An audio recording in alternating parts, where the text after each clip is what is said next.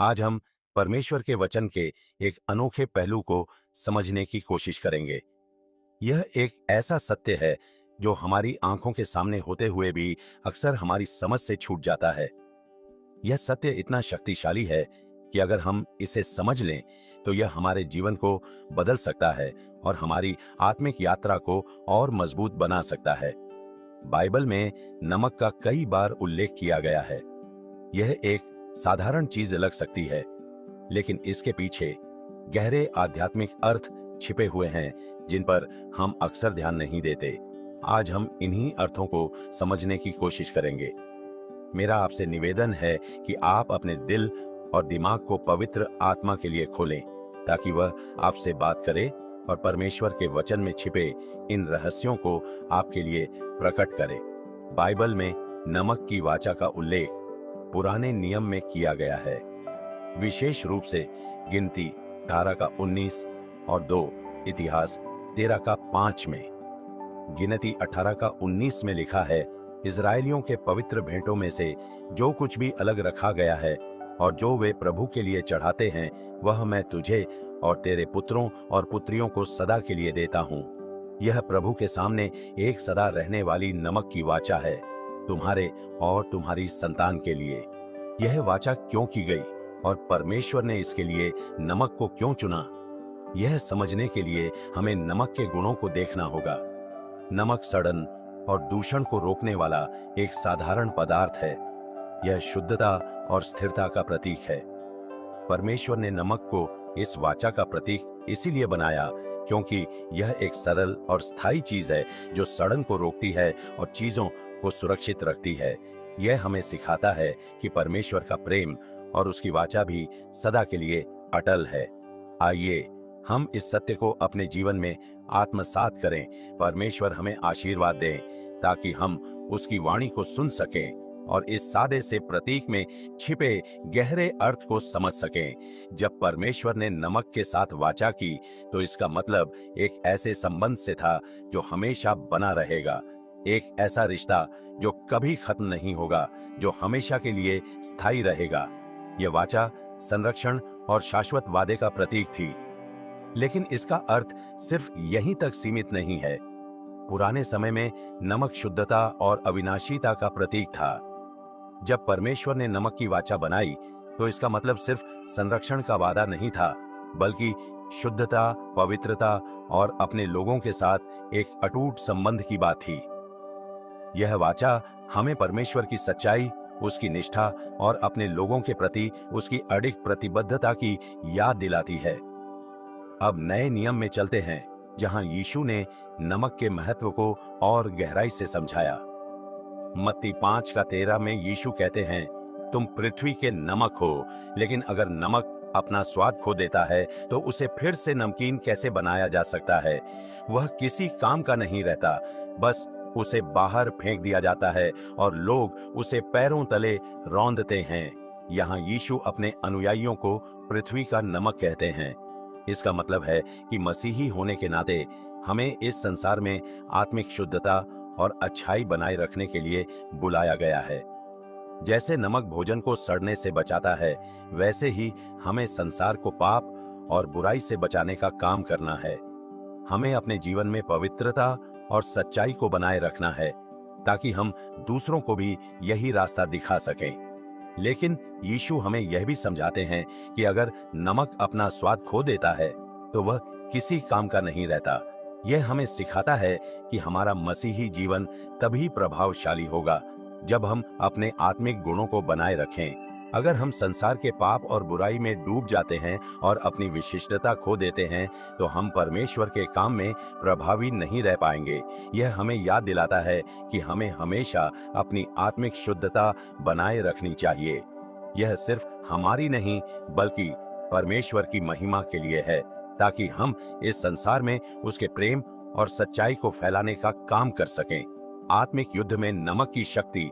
आज मैं आपको बाइबल की उस घटना की ओर ले जाना चाहता हूं जहां नमक का उपयोग सिर्फ एक पदार्थ के रूप में नहीं बल्कि परमेश्वर की शक्ति के प्रतीक के रूप में हुआ।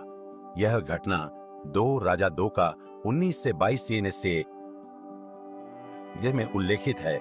यरीहो के लोग भविष्यद्वक्ता एलीशा के पास आए और अपनी परेशानी बताई। उनके शहर का पानी खराब था और उनकी भूमि बंजर हो चुकी थी। इस वजह से लोग बहुत कष्ट में थे और उन्होंने एलीशा से मदद मांगी। एलीशा ने उनसे एक नया कटोरा मंगवाया और उसमें नमक डाला। फिर वे उस पानी के स्रोत पर गए और नमक डालते हुए कहा, यह परमेश्वर का वचन है। मैंने इस पानी को शुद्ध कर दिया है।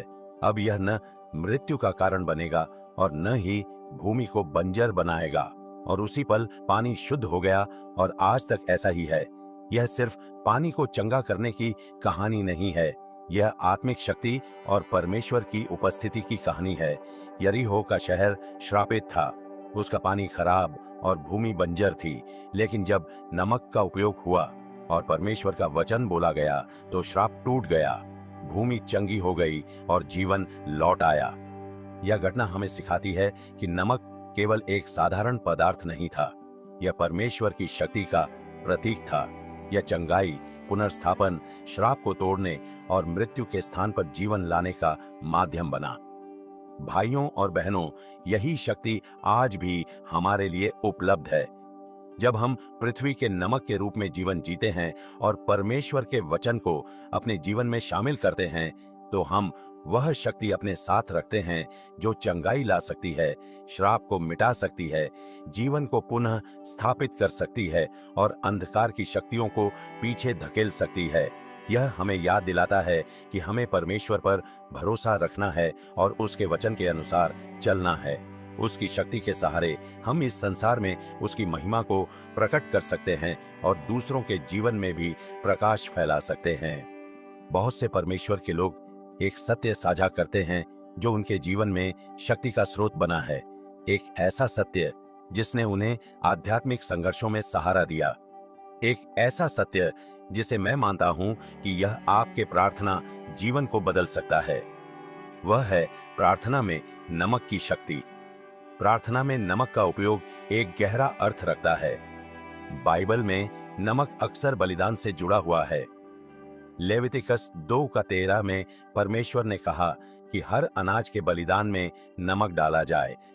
वह कहते हैं, अपने परमेश्वर के साथ हुई वाचा के नमक को अपने अनाज के बलिदान से न निकालो, अपने सारे बलिदानों में नमक डालो। क्यों नमक? क्योंकि नमक शुद्धता, संरक्षण और परमेश्वर के साथ हमारे रिश्ते की वाचा का प्रतीक है। जब हम प्रार्थना में नमक का उपयोग करते हैं तो हम परमेश्वर की वाचा की शक्ति को याद करते हैं, उसका वादा कि वह हमें संरक्षित रखेगा, हमें शुद्ध रखेगा और हमें सुरक्षित रखेगा। आप भी अपने जीवन में इस सत्य की शक्ति को महसूस कर सकते हैं। जब संघर्ष कठिन हो, जब शत्रु निरंतर हमला कर रहा हो, जब अंधकार घना हो, तब आप नमक ले सकते हैं और प्रार्थना करते हुए उसे छिड़क सकते हैं। परमेश्वर के वादों, मसीह की विजय और वाचा की शक्ति की घोषणा करते हुए, और आप देखेंगे कि परमेश्वर चमत्कारी तरीके से कार्य करता है। यह मैं आपको एक अनुष्ठान के रूप में नहीं, बल्कि विश्वास में प्रतीकों की शक्ति की याद दिलाने के रूप में बता रहा हूं। नमक कोई जादू नहीं है, बल्कि यह एक याद दिलाने वाला है जो हमें उन आत्मिक सत्यताओं की याद दिलाता है जिन पर हम विश्वास करते हैं। नमक में शक्ति नहीं है, बल्कि वह विश्वास है जो हमारे यीशु मसीह के साथ हुई वाचा में उत्पन्न होता है। जैसे क्रॉस एक प्रतीक के रूप में शक्ति का संकेत देता है, वैसे ही नमक भी है। हमें इन चीजों को मूर्ति पूजा नहीं समझना चाहिए, बल्कि इन्हें केवल संपर्क का एक बिंदु और हमारे यीशु के साथ हुई वाचा की गंभीरता की याद के रूप में उपयोग करना चाहिए। जब हम नमक के साथ प्रार्थना करते हैं तो हम यह व्यक्त करते हैं कि हम परमेश्वर की वाचा में खड़े हैं, हम पृथ्वी के नमक हैं और परमेश्वर की शक्ति हमारे साथ है। अब इस यात्रा के समापन पर मैं आपको एक अंतिम विचार देना चाहता हूं। बाइबल में नमक केवल मसाला या संरक्षक नहीं है, यह वाचा, शुद्धता और आध्यात्मिक शक्ति का प्रतीक है। यह हमें याद दिलाता है कि हम पृथ्वी के नमक बनने के लिए बुलाए गए हैं, ताकि हम सुसमाचार की शुद्धता को संरक्षित कर सकें और परमेश्वर की शक्ति के प्रतिनिधि के रूप में खड़े रह सकें, एक ऐसे संसार में जो अक्सर अंधकारमय और विकृत हो रहा है। नमक इससे भी ज्यादा है। यह एक आध्यात्मिक हथियार है जिसे परमेश्वर ने हमें संघर्षों से निपटने के लिए दिया है। जैसे एलीशा ने यरीहो के पानी को ठीक करने के लिए नमक का इस्तेमाल किया, वैसे ही हम परमेश्वर के वचन और उसकी वाचा की शक्ति का इस्तेमाल कर सकते हैं ताकि चंगाई ला सकें, श्रापों को तोड़ सकें, जीवन को पुनः प्राप्त कर सकें और अंधकार की शक्तियों को अपनी जिंदगी से बाहर कर सकें। इस सत्य को अपने जीवन में ग्रहण करें, पृथ्वी के नमक बने, नमक की वाचा में चलें। अपनी प्रार्थनाओं में नमक की शक्ति का उपयोग करें और देखिए कि परमेश्वर आपके जीवन में अद्भुत रूप से कार्य करता है। याद रखें, आप अकेले नहीं हैं। वाचा का परमेश्वर जो नमक की वाचा को स्थापित करता है, वह आपके साथ है और उनके साथ आपके पास किसी भी मुश्किल से जीतने की शक्ति है। आइए हम प्रार्थना करें।